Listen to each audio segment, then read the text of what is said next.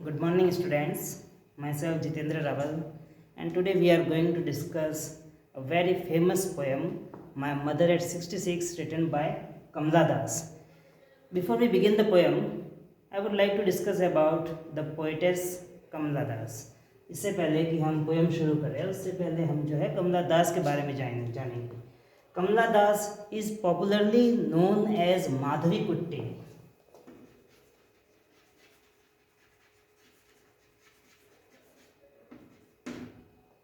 She is popularly known as Madhavi Kutti and it is taken as her pen name. And she has written a lot of novels and short stories, not only in English but also in Malayalam.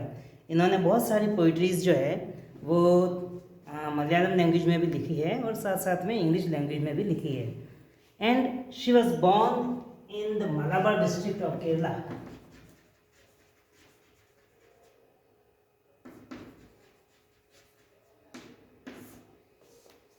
She was born in Malabar district, which is located in Kerala state, and her poetry is known for the complexities of the life. जो day to day life की जो जितनी भी complexities होती है या हमारे दैनिक जीवन की जितनी भी समस्याएं होती है उन समस्या को कॉन्सेंट्रेट करते हुए उन्होंने जो बहुत सारी पोएम्स जो है वो लिखी है. Not only complexities but also she has explained lot of about the rural India also. इन्होंने भारत के ग्रामीण क्षेत्र के बारे में भी जो है कॉन्सेंट्रेट करते हुए बहुत सारी पोएम्स लिखी है. तो कमला दास की एक बहुत ही फेमस पोएम है my mother eight 66. This particular poem is largely based on the mother daughter relationship. इसका पूरी पोएम का जो मेन थीम जो है वो एक मदर डॉटर की जो रिलेशनशिप है उसके ऊपर कॉन्सेंट्रेटेड करते हुए उन्होंने लिखा है. ठीक है, तो let's begin the poem which I have written on the board and we will discuss each line and I will try to explain each line. All right. Driving from a parent's home to Cochin last Friday morning, I saw my mother beside me, doze, pale mouthed, her face ashen like. अब यहाँ पर हमें ये जानना बहुत ज़रूरी है कि यहाँ पर कमला दास जो है वो अपनी माताजी के साथ जो है वो कार में बैठी हुई है और वो ड्राइव कर रही है. And she is going towards the airport. तो वो एयरपोर्ट की तरफ जा रही है. तो बीच रास्ते में जब वो वहाँ पर एयरपोर्ट की तरफ जा रही है तब जो है वो उसके मन में बहुत सारे ख्याल आ रहे हैं. She is thinking lot of about her mother. So driving from a parents home, when she was driving back from her parents home to Cochin last Friday morning, I saw my mother. When she was driving her car, she all of sudden she looked at her mother. जब वो अपने घर से जो है निकलते हुए वो कोचिन एयरपोर्ट की तरफ जब जा रही थी तो वो माताजी की तरफ देखती है और वो उनको देखते ही जो है उसके मन में विचार आने लगता है. और उसके मन के अंदर कैसे कैसे विचार आते हैं वो यहाँ पर हम देखेंगे ना. आई saw my mother beside me and she saw her mother. She was sitting beside her, dose open mouth. She was dosing मतलब उनको शायद जो है निद्रा की अवस्था में आने वाली थी. तो वो जो है सोने वाली थी और ऐसे में जो है वो वहाँ पर अपनी माँ को जो है वो थोड़ी आराम करते हुए डोजिंग करते हुए जो है सोते हुए उसको दिखती है. Open mouth and her mouth is open. तो मुंह खुला हुआ है और जो है एक वृद्ध व्यक्ति जो है वो किस प्रकार से सोता है वही यहाँ पर बताया गया है. Her face ashen like that of a corpse and her face was looking as similar as an ash. मतलब जिस प्रकार से राख की तरह किस प्रकार से जो सूखा हुआ होता है उसकी स्किन जो है वो बहुत सूखी हुई थी. उसका फेस जो है वो बहुत ही ड्राई था. इट वॉज लाइक एन ऐश ना, तो एशन like face and it was looking like a cops. और वो एक जो है मृत शरीर के समान जो है वो नजर आ रहा था. So she looked at her mother and she felt that her mother is looking like a cops. मतलब उसके मन के अंदर अचानक से विचार आ रहा है कि since she is growing old, उसकी माँ जो है वो बहुत ओल्ड हो रही है. तो ऐसे में उसको जो है अपनी माँ से बिछोड़ने का जो गम है वो कहीं ना कहीं उसको सता रहा है. और जैसे ही उसने अपनी माँ को देखा तो वो देखती है कि उसका चेहरा जो है वो पेल हो चुका है ना. It is looking like ation.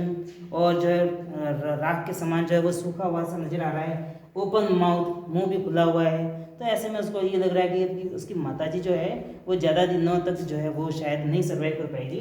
And very soon she is gonna lose her mother. And realized with pain that she was as old as she looked but soon put that thought away. और उसने ये realise किया गया, उसने ये उसकी जो है कमला दास ने ये रियलाइज़ किया कि her mother has grown too old. उसकी माताजी जो है वो बहुत ज़्यादा ओल्ड हो चुकी है, बहुत ज़्यादा वृद्ध हो चुकी है. और ऐसे में उसको जो है मन के अंदर एक विचार आ रहा है कि शायद वो बहुत जल्दी उसको छोड़ करके चली जाएगी. It is the eternal fact that the person who got birth on this earth has to die one day.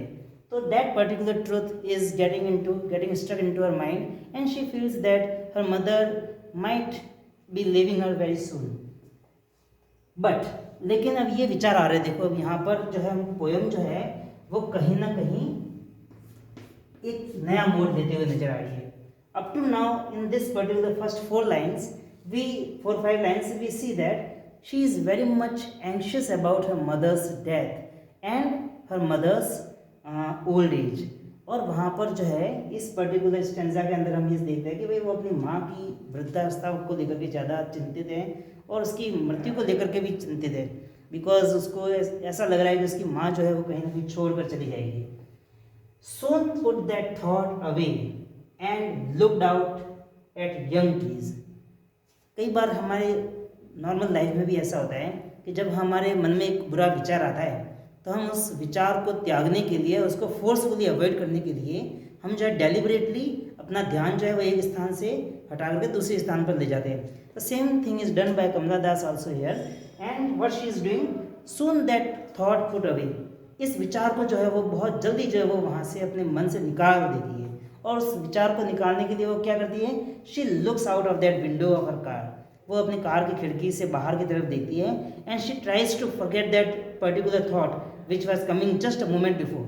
And what she is doing now, she looks outside, and what she is looking outside, young trees sprinting. What is the meaning of sprinting? Sprinting here means all the trees are moving past very quickly behind. When the car is moving forward, जब car जो है वो आगे चल रही होती है तो बाहर के ऑब्जेक्ट्स जो है वो हमको बहुत तेज़ी से जो है स्प्लैश पास्ट होते हुए नजर आते हैं. तो वो जिस प्रकार से तेज़ी से पेड़ पौधे और जो नज़ारा जो है वो बाहर की तरफ जो है वो बहुत तेज़ी से गुजरता हुआ नजर आ रहा है. So it is also symbolising the time is moving by very fast. ये इस चीज़ को भी सिम्बलाइज कर रहा है कि टाइम जो है वो बहुत ही तेज़ी से आगे बढ़ रहा है. तो ट्रीज जो है वो स्प्रिंटिंग हो रहे हैं ना, trees are sprinting very fast, they are moving very fast. The merry children spilling out of their homes. और मुस्कुराते हुए खुशी के मारे बच्चे जो है वो अपने घरों से बहुत ही तेजी से बाहर आ रहे हैं. Spilling out of their Holmes. Spilling, वैसे तो स्पिलिंग का मतलब होता है कि बह जाना, पानी जो है वो बह जाता है. जिस प्रकार से पानी की धारा जो है वो बहुत तेजी से बहती है, उसी प्रकार सारे बच्चे खुशी के मारे है ना अपने घरों से, जैसे ही खेलने का टाइम होता है, they are spilling out of their homes and moving fast towards to play. तो वो अपने घरों से जो है खेलने के लिए बाहर निकल रहे हैं. Now these two objects, the sprinting of the trees and spilling of the boys, these two objects are describing nothing but the young age. एक यूथ को डिस्क्राइब कर रहा है, एक युवा अवस्था को डिस्क्राइब कर रहा है, जिस यंग एज को जो है वो कहीं ना कहीं ये सोच रही है कि उसकी माँ का भी जो है वो टाइम जो है वो गुजर चुका है. But after the airport security check standing a few yards away, I looked again at her wan pale as a late winter's moon. और जैसे ही वो एयरपोर्ट पहुंचते हैं ना, और एयरपोर्ट की सिक्योरिटी चेक वगैरह जब हो जाती है क्लियरली, वहाँ से उनको जो है चेक इन मिल जाती है, तो वहाँ पर पहुँचने के बाद थोड़ी दूरी से पुनः वो अपनी माँ की तरफ देखती है. And when she is again looking at her mother, then what she observes that her face is, she is looking wan. Wan means colorless है ना. यहाँ पर wan का मतलब जो है colorless, कि she is looking colorless. colorless का मतलब यहाँ पर ये है कि उसके अंदर बिल्कुल भी जान नहीं है. Means she is about to die or she very soon she is gonna leave her mother.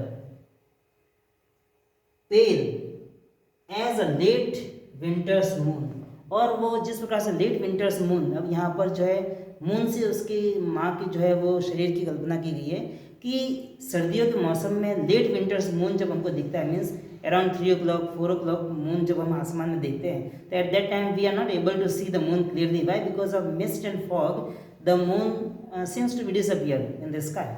और वो फॉग के कारण बहुत घना कोहरा हो जाता है, मिस्ट हो जाती है ना, तो उसके कारण से जो है मून जो है वो इतना हमको क्लियरली दिखाई नहीं देता है. तो उसी प्रकार से उसकी माँ का जो चेहरा है या उसकी माँ की जो बॉडी है वो उसको कहीं ना कहीं एक लेट विंटर्स मून की जैसी नज़र आ रही है, जो बहुत जल्द ही जो है वो कहीं ना कहीं उस अंधेरे में खो जाने वाली है, या वो मून जो है वो खो जाने वाला है. Same way she is gonna lose her mother very soon. तो इस प्रकार से जो है वो अपनी माँ के चेहरे को देख करके, उसकी जो है वो बॉडी को देख करके काफ़ी चिंतित हो जाती है. And felt that old familiar एक, और वो पुनः अपने उस पुराने दर्द को जो है वो उसको महसूस करती है. That particular pain is again felt by Kamala Das, which is very familiar to her.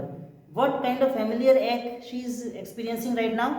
When she left her mother in her childhood, or when she was growing, and when she was growing and moving towards her new studies or higher studies, है ना. तो जब वो अपनी नई पढ़ाई के लिए, हायर पढ़ाई के लिए जो है, हायर स्टडीज़ के लिए जब वो जा रही होती है, तो पहली बार जब वो अपनी माँ को छोड़ती है तो उस प्रकार का दर्द जो है वो यहाँ पर अगेन जब वो अपने एयरपोर्ट से अपनी माँ को छोड़ते हुए उसको जब देखती है, तो वो सेम फैमिलियर एक जो है वो उसको कहीं ना कहीं ट्रबल में लाता है, उसको कहीं ना कहीं दुखी करता है. My childhood fear, and that ache was what nothing but the her childhood fear. ये उसके बचपन का डर था, जब वो पढ़ाई के लिए अपनी माँ को छोड़ के जा रही थी, बोर्डिंग स्कूल में जा रही थी या कॉलेज जा रही थी, तब जो है वो अगेन उस पेन को जो है वो फील करती है. But all I said was see you soon Amma. But again she is trying to forget that moment. वो उस एंग्जाइटी को जो है, उस एंग्जाइटी से बाहर आ जाना चाहती है, तो पुनः उस थॉट को जो है वो छोड़ते हुए वो अपनी माँ को जो है गुड बाय करती है, और वो कहती है उसको सी यू सून अम्मा, हम पुनः मिलेंगे. यहाँ पर इस सेंटेंस के अंदर भी एक सिंबॉलिक जो है मोशन छुपा हुआ है, कि वो उसको कहीं ना कहीं मन के अंदर उसको कहीं ना कहीं ये लग रहा है कि the next time when she will return to her home then she might not see her mother again, है ना. तो वो जब लौटेगी तो शायद क्या पता देख भी पाएगी या मिल भी पाएगी. तो ऐसे में वो उसका एक लास्ट जो है वो उसका कहीं ना कहीं एक गुड बाय होता है अपनी मदर के लिए. All I did was smile and smile and smile. और इतना कह करके वो हंसते हुए जो है अपनी माँ से अलविदा करती है.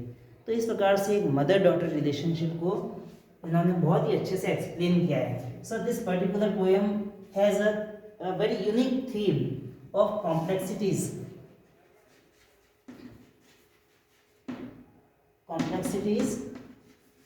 of mother daughter relationship. So we must be very clear that the theme of the poem is the complexities of mother daughter relationship. इस पर्टिकुलर पोएम की जो मेन थीम है वो यही है कि एक माँ और बेटी की जो रिलेशनशिप होती है उसमें किस प्रकार से उतार चढ़ाव आते हैं, उन चीज़ों को कॉन्सेंट्रेट करते हुए इस पोएम को जो है लिखा गया है. और इस पोएम की एक और खासियत है कि जब वो अपनी माँ के बारे में, वो अपनी माँ की बॉडी को जब डिस्क्राइब कर रही है, when she is describing a mother, then she is choosing a very natural words. Nature से रिलेटेड अपनी माँ की बॉडी को जो है उसने कंपेयर किया है. जैसे ये ओपन माउथ, है ना, like that. At the same time she is using wan pale, ना, लेट विंटर्स मून. तो ये सारी चीज़ें जो है वो कहीं ना कहीं सिंबलाइज कर रही है. She is trying to connect her mother's body with the nature.